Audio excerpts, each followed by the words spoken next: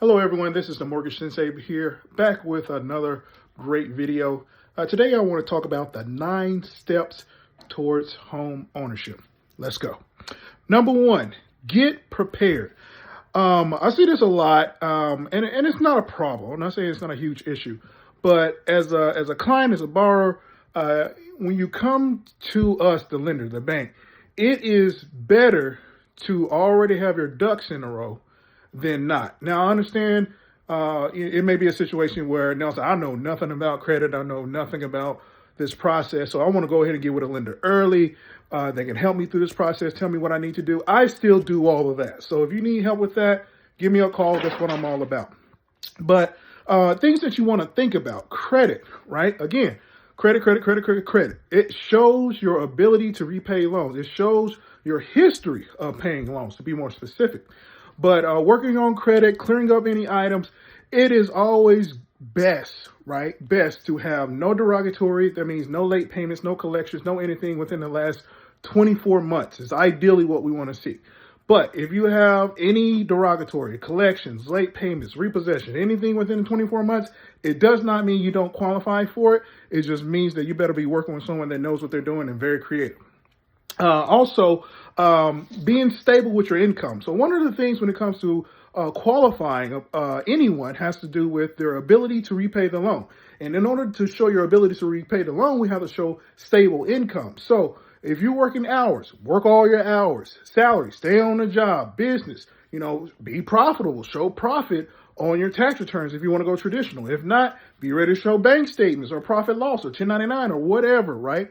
But being able to show your income is stable and will continue in the future is what we're looking for, okay? Another aspect still under number 1 is locate your documents. Now, this is a huge one, right? One of the things that slow down the process is gathering the necessary documents from the client, from the borrower, from you, right? So take the time to locate your identification documents, driver's license, social security card, right? Passport, if that's what you want to use, just whatever government form that identifies who you are. Income documents, last 30 days of pay stubs, the actual PDF version. Remember, we like to see PDFs. We'll take screenshots in some cases, not all. We'll take a printed page from the website. We'll take a picture that you take from your phone. But if you want to be a borrower that everybody likes to see, get the PDF, the official PDF copy that comes from whatever source that you're getting it. Bank statements, right?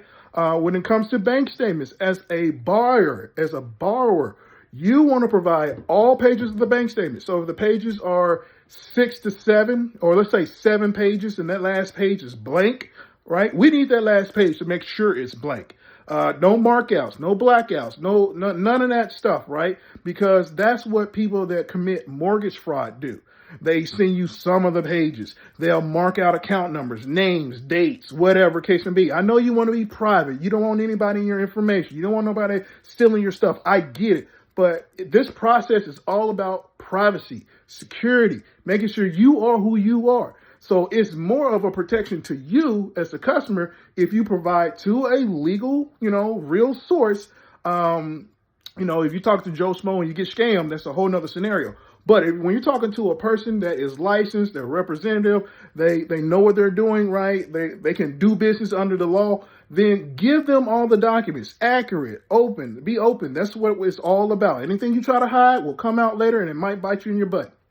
And the last part with the first step is start looking into programs. Just familiarize yourself with some terms. Familiarize yourself with different programs. You don't need to be an expert. You don't have to decide this is the program I'm going to for sure go with. That's not what I'm saying.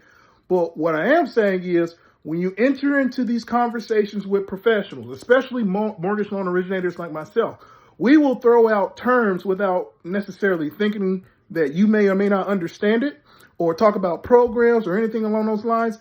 And it may confuse you and you may or may not say anything, right? But at the end of the day, be educated, right? The more you know, the more you can look out for and protect yourself and look for better options, right? Call your loan officer out on stuff that they may not know. All right, that's the first step. Second step,